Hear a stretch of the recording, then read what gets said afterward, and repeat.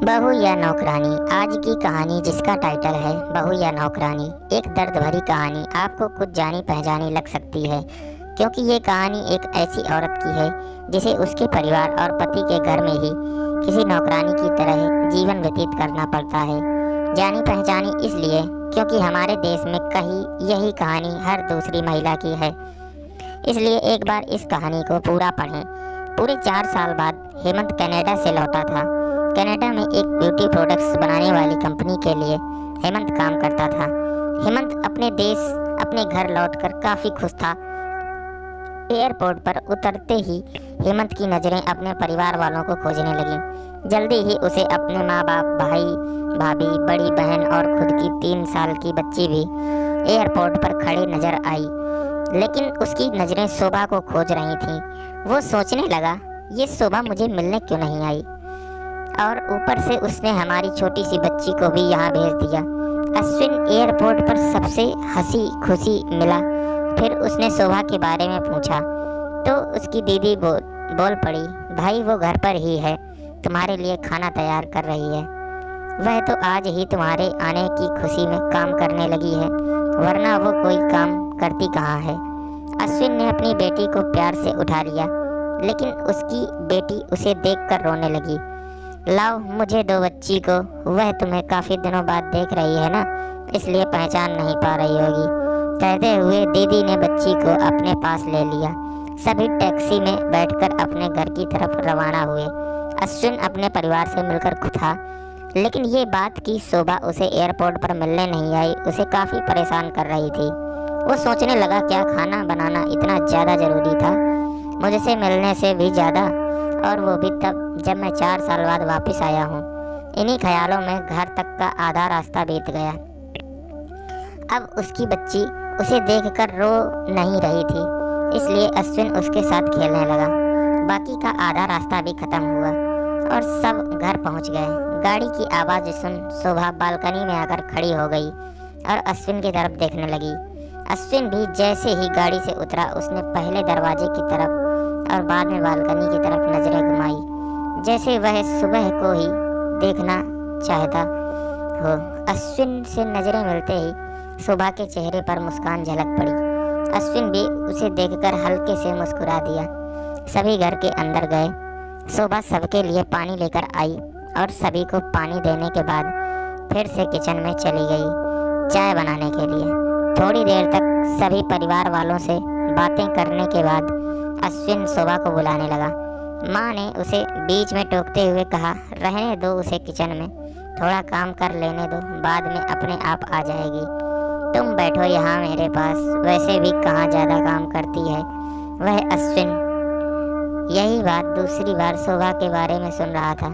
अब उसने सोचा कि मेरे परिवार वाले मुझसे झूठ थोड़ी बोलेंगे, हर दिन नहीं होता होगा उसको इतना काम, आज थोड़ा सा है, करने देते हैं, मैं बाद में उससे बात कर लूँगा। अश्विन अपने परिवार वालों से बातचीत में मगन हो गया। एक के बाद एक रिश्तेदार और पड़ोसी अश्विन को मिलने आते रहे और शोभा को किचन से बाहर निकलने का समय ही नहीं मिला। सभी के लिए चाय बनाना, नाश्ता बनाना, यही करते करते शाम हो गई। शाम होते ही अकेली शोभा इस बड़े से परिवार का खाना बनाने में जुट गई। 2 घंटे बाद सभी परिवार वाले खाना खाने के लिए डाइनिंग टेबल पर बैठे थे, सिवाय शोभा के। अश्विन चाहता था कि शोभा भी उसके साथ बैठकर खाना खाए, लेकिन फिर माँ ने कहा, अगर वह भी खाना खाने बैठ जाएगी तो सबको परोसेगा कौन। सभी के खाना खाने के बाद शोभा ने अकेले खाना खाया। रात को सोने के वक्त अश्विन और शोभा अच्छे से मिल पाए। अश्विन शोभा के साथ काफ़ी बातें करना चाहता था, लेकिन उसके चेहरे पर थकान और नींद अच्छे से देख सकता, इसलिए उसने शोभा को परेशान न करने का फैसला किया और उसे सोने दिया। शोभा सोने ही वाली थी कि उसकी छोटी बच्ची रोने लगी, तो शोभा तुरंत उठकर उसे दूध पिलाने के लिए चली गई। अश्विन कब सो गया उसे पता ही नहीं चला। जब सुबह बच्ची की रोने की आवाज़ आने लगी तो अश्विन उठा और शोभा को पुकारने लगा। जब शोभा पास नहीं दिखी तो उसने बच्ची को चुप कराया और फिर से सुला दिया। अश्विन बाद में शोभा को देखने लगा तो शोभा उसे फिर से किचन में मिली, जो सुबह सुबह ही जल्दी उठकर घर वालों के चाय नाश्ते की तैयारी में लग गई थी। अब अश्विन सोचने लगा, माँ और दीदी तो कहती थी कि शोभा ज़्यादा काम नहीं करती है, लेकिन जो मैं देख रहा हूँ वो तो कुछ और ही है। अश्विन अब सब समझ गया था, पर वो अपनी माँ को ऐसा नहीं बोल सकता था कि शोभा से ज़्यादा काम ना कराया करो। इसलिए अब उसने खुद ही शोभा की मदद करना शुरू कर दिया था। अश्विन के हाथ बटाने से शोभा को थोड़ा अच्छा लगने लगा था। पहले जहाँ उसका चेहरा थकान से उतरा रहता था, अब उस पर थोड़ी थोड़ी चमक आने लगी थी। अश्विन ने कुछ दिनों में ही ये महसूस कर लिया था कि शोभा अब वो शोभा नहीं रही थी जिसे अश्विन शादी करके लाया था। वो तो कोई और ही थी, जो तोते की तरह बोलती थी, और ये शोभा तो बिल्कुल चुप है, गुमसुम है। ऐसा लगता है जैसे किसी के दबाव में हो, किसी डर की वजह से सहमी हुई हो। अश्विन शोभा को उसके काम में और ज़्यादा मदद करने लगा। अश्विन का ऐसा व्यवहार अब घर वालों को खटकने लगा। घर के सभी बड़ों और उसकी दीदी ने मिलकर अश्विन को समझाया, तुम अपनी बीवी की मदद करते हो, उससे हमें कोई ऐतराज़ नहीं है, लेकिन तुम्हें भी एक हद तक ऐसा करना चाहिए। जब तक कोई तुम्हें ऐसा करता ना देख रहा हो तब तक सब ठीक है, लेकिन जब कोई तुम्हें बीवी के होते हुए बर्तन धोते देखे तो वो अच्छा थोड़े ही लगता है। और सोचो, आगे चलकर शोभा को तुम्हारे हेल्प की आदत पड़ गई तो तुम्हारा अपना काम में ध्यान लगाना मुश्किल हो जाएगा। अश्विन हमेशा से ही अपने परिवार वालों की बात मानता आया था, जिस तरह से सबने अश्विन को समझाया था। अश्विन भी उनकी बातों में आ गया।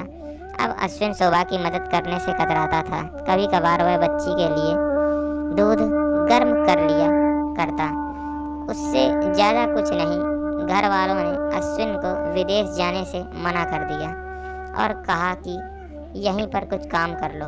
अश्विन ने अब घर से ही ब्यूटी प्रोडक्ट्स ऑनलाइन बेचना शुरू कर दिए। उसका परिवार भी बढ़ गया। अब उसे 2 बेटियां और 1 बेटा था। दोनों बेटियां स्कूल जाने लगी थीं, लेकिन बेटा अभी भी छोटा था। जितना अश्विन कमाता था उतना सबके लिए काफ़ी ना था।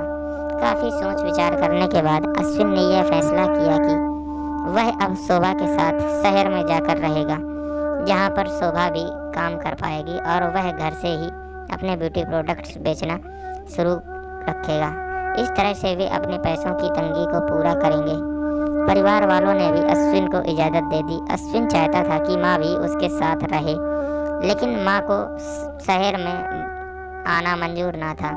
माँ बड़े भाई के साथ रहने लगी। शहर में अब शोभा नौकरी करती और अश्विन घर से ही ऑनलाइन अपने प्रोडक्ट्स बेचता। कई साल ऐसे ही बीत गए। शोभा घर का काम और बाद में बाहर का काम करके पहले से भी ज़्यादा थकी थकी रहने लगी। परिवार वालों की अश्विन के दिमाग में डाली बातें अभी भी उस पर असर करती थीं। वह यहाँ पर भी शोभा का हाथ ना बटाया करता। अश्विन अब दिन रात अपने प्रोडक्ट्स बेचने में ही मसरूफ़ रहता। कभी कभी शोभा उससे कहती कि मुझे अच्छा नहीं महसूस हो रहा, मुझे डॉक्टर के पास ले चलो। वो हाँ कह देता, लेकिन अपने काम में इतना खो जाता कि कभी डॉक्टर के पास ले ही नहीं जाता। शोभा तो बीमार थी, लेकिन एक बार अश्विन बहुत ज़्यादा बीमार हो गया। इतना बीमार हो गया कि उसे अस्पताल में भर्ती करवाना पड़ा। अस्पताल में अश्विन के पास सिर्फ शोभा थी और कोई नहीं। इतना बीमार होने के बाद भी उसके परिवार वाले सिर्फ उससे मिलकर वापस अपने घर चले गए थे। उसका सहारा बनने के लिए, उसकी तकलीफ़ बांटने के लिए कोई भी उसके साथ नहीं था। बिस्तर पर पड़े और शारीरिक तकलीफ़ से गुजर रहे अश्विन को अपनों का ऐसा व्यवहार बहुत तकलीफ़ दे रहा था। फिर वह सोचता कि उसने भी तो शोभा के साथ ज़िंदगी भर यही किया है। क्या वो शोभा का जीवन साथी सिर्फ नाम का ही था नहीं था? जब साथ देने की बारी आती थी तो उसने दूसरों के बहकावे में आकर उससे किनारा कर लिया था। यहाँ तक कि शोभा के खुद अपने मुंह से कहने के बाद भी उसकी तकलीफ को वो नज़रअंदाज करता आया था। अश्विन को अब अपना दर्द शोभा के दर्द के आगे मामूली सा लगने लगा।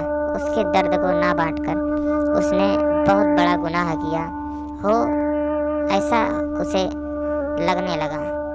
पश्चाताप के आंसू अश्विन की आंखों से बहने लगे। उसने अपनी सारी गलतियों और गुनाहों के लिए शोभा से माफ़ी मांगी।